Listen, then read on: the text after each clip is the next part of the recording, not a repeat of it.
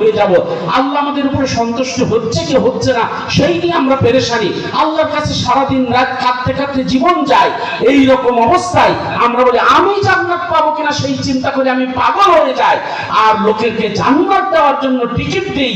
এই রকম নেমখারামি মার্কা কথা দয়া করে আপনারা বলবেন এটা দৌড়ে সামলাবে না।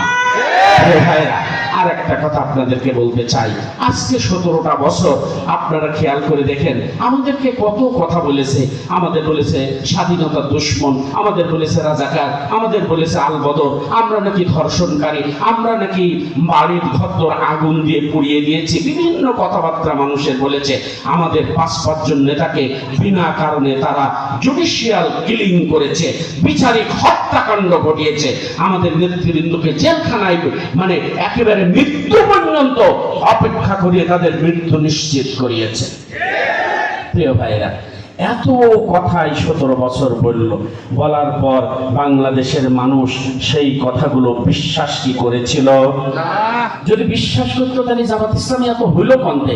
হঠাৎ করে তো জামাত ইসলামী হইল না, আসমান থেকেও জামাত নামিনি, জমিন পুরেও জামাত উঠিনি। তার মানে আমি মাঝে মাঝে বলি ভাই, পুরনো গানে আর মন ভরে না। আগে খেয়াল করে দেখেন, এক সময় বেদের মেয়ে জ্যোৎস্নায় গানটা খুব চলতো।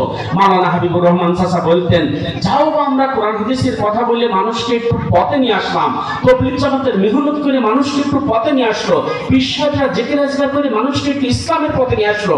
এক বেদের মেয়ে জ্যোৎস্না ইসলামের সব বাদ ভেঙে দিল। কি হলো?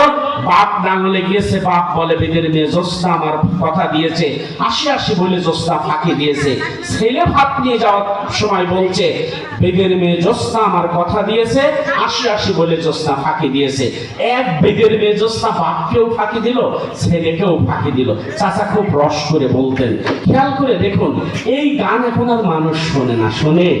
বেদের মেয়ে জ্যোৎস্না থেকে এখন মানুষ টিকটকে চলে গেছে, ইউটিউবে চলে গেছে, ফেসবুকে চলে গেছে, এরপরে বিভিন্ন গুগলে চলে গেছে, বিভিন্ন নতুন নতুন সিরিয়ালে চলে গেছে। পুরনো ওই কাশিন্দি আর কেউ শোনে না। সুতরাং 17 বছরের কাশিন্দি যারা নতুন করে ঢোল বাজিয়ে শুরু করেছে, এই জামাত ইসলামী স্বাধীনতার দুশ্মন, জামাত ইসলামী রাজাকার, আলবদর, আমরা বলি ভাই পুরনো ওই গান আর চলবে না। যোগ্যতা থাকলে নতুন কিছু গান নতুন কিছু কথা বলেন। বলে নাই জামাত ইসলামের লোক অমুক জায়গায় চাঁদাবাজি করেছে, জামাত ইসলামের লোক অমুক জায়গায় মিথ্যা বলেছে, জামাত ইসলামের লোক অমুক জায়গায় হাত দখল করেছে, ঘাট দখল করেছে, এই সব কথা বলে জনগণের কথা বলেন। জামাত ইসলামী কোনো মিথ্যা কাজ নিয়ে জামাত এগোতে চায় না। ভাইরা, শেষ কথা বলতে চাই, 5 তারিখের পরে, 5 তারিখের আগেও আমরা করেছি, 5 তারিখের পরেও করি। আপনারা খেয়াল করেছে, আমাদের নায়েব আমির সাহেব বলেছে আমাদের তো এত টাকা পয়সা নেই, তারপরে অন্তত মসজিদ বানিয়ে দিয়েছি একেবারে শুরু থেকে শেষ পর্যন্ত, অজুখানা বানিয়ে দিয়েছি 100-র উপরে শুরু থেকে শেষ পর্যন্ত, টিউবওয়েল পুঁতে দিয়েছি 1100 একেবারে মানে গুড়া বেগলে দিয়ে তাকে পানি খাইয়ে তারপরে এসেছি। এতিমদেরকে প্রতি মাসে 2000 করে টাকা দিয়ে তাদের লালন পালন করি। এই মানে 2 নাম্বার আসনে কত রাস্তা যে নষ্ট হয়ে আছে তার কোনো ঠিক নেই। কত রাস্তায় ট্রাক বালু দিলাম, ট্রাক আবলা দিলাম, ট্রাক ঘ্যাস দিলাম, দিয়ে সেই রাস্তাটা সুন্দর করে দিলাম। আমরা বলি জনগণের জন্য যদি তোমরা করতেই চাও তাহলে একটু লাগো না, আমিও করি তুমিও করো, তাহলে জনগণ মুক্তি পাবে। তা না করে খালি জনগণের ভোট নেব, ভোট নিয়ে ক্ষমতায় গেলে আমি এই করব ওই করব, ওইটা তো সবাই পারে। ভোট নেওয়ার আগে একটু করো, দুঃখে তো সবাই কাঁদে, হাসতে কতজন জানে, একটু হিসেব করো। ভোটের আগে তো সবাই করবে, কিন্তু ভোটের আগে, ভোটের পরে তো সবাই করবে, কিন্তু ভোটের আগে একটু করে দেখাও দেখি ভাই। প্রিয় ভাইরা, ব্যবসাটা কেমন হয়ে চলে যাবে। সম্মানিত উপস্থিতি, শেষ কথা বলতে চাই, আমরা কি মাখলুকাত? আমরা কি মাখলুকাত? আশরাফুল মাখলুকাত, সৃষ্টির সেরা মাখলুকাত, সৃষ্টির সেরা সৃষ্টি। আমরা ফেরেশতার চেয়ে আমাদের দাম বেশি, জিনির চেয়ে আমাদের দাম বেশি, হাতি ঘোড়ার চেয়ে দাম বেশি। আমি আপনাদেরকে বলতে চাই ভাইরা, বাংলাদেশের একটা সংস্কৃতি আছে, ভোটের আগে আমাদের এই আশরাফুল মাখলুকাত গুলো একটা মুরগির দামে বিক্রি হয়, শাড়ির দামে বিক্রি হয়, এক প্যাকেট সিগারেটের দামে বিক্রি হয়। দয়া করে আপনারা নিজেদের এই ডিগনিটি কমাবেন না, এই মর্যাদা কমাবেন না। বিক্রি যদি হওয়ার নিয়ত থাকে তাহলে এটা গরুর দামে বিক্রি হবেন। 50,000 টাকা হাঁকবেন, বলবেন 50,000 টাকা ছাড়া আমি একটা ভোট দেব না, এইরকম বলবেন।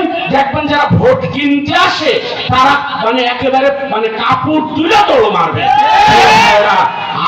যদি তারা চলে যায়, যারা বসন্তের কোকিলের মতো ভোট ভাট কিনে নিয়ে একেবারে গদিতে যেতে চায়, তারা দেশ থেকে চলে যাবে। রাজনীতিবিদদের হাতে রাজনীতি থাকবে, রাজনীতিবিদদের হাতে রাজনীতি থাকলে একটা সহানুভূতি থাকবে। আমরা তো স্পষ্ট বলতে চাই ভাইরা, মানুষের পাকা ধানে বইও দিতে চাইলে মানুষকে পুলিশ দিয়ে ধরিয়ে দিয়ে হয়রানি করতে চাইলে। আমরা আওয়ামী লীগের সাথে কোনো শত্রুতা নেই, এদেশের কোনো মানুষের সাথে শত্রুতা নেই, বিএনপি, জাতীয় পার্টি, জামাত, জাসদ কারোর সাথে কোনো শত্রুতা নেই। আমরা বলি, সবাইকে বলি, ভাই আসুন না আমরা জনগণের জন্য কাজ করি, আসুন না আমরা এলাকার জন্য কাজ করি, এলাকার রাস্তাঘাট ভালো করি, এলাকার শিক্ষা প্রতিষ্ঠান ভালো করি, এলাকার অভাবী মানুষের পাশে দাঁড়াই, এলাকার চিকিৎসাহীন মানুষের পাশে দাঁড়াই, এলাকার বঞ্চিত মানুষের পাশে দাঁড়াই। সব মানুষ যদি আমরা, সব নেতারা যদি আমরা এই কাজগুলো করতে পারি, তাহলে আমার এলাকাটা উন্নতি হবে। আমার স্বপ্ন এলাকার দুই উন্নয়নে কি অমুকের দুই নয়ন, এলাকাবাসীর উন্নয়ন। এটা শুধু স্লোগানই দেওয়া যায়, পোস্টারেই লেখা যায়, বাস্তবে করাটা কঠিন। আসুন এই কঠিন কাজটুকু করার উদাত্ত আহ্বান রাখতে চাই। আপনাদের সকলের কল্যাণ কামনা করছি। সবাই মানুষের কাছে যাবেন, ভদ্রতার সাথে মানুষের কাছে যাবেন, নিরাপত্তার সাথে মানুষের কাছে যাবেন। মানুষ বিপদে পড়লে ছুটে যাবেন। সে হিন্দু, বৌদ্ধ, খ্রিস্টান নাকি এটা ভাবার দরকার নেই, সে কোন দল এটা দরকার নেই।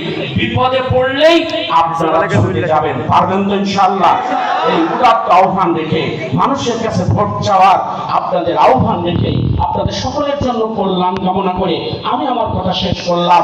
আল্লাহ হাফেজ।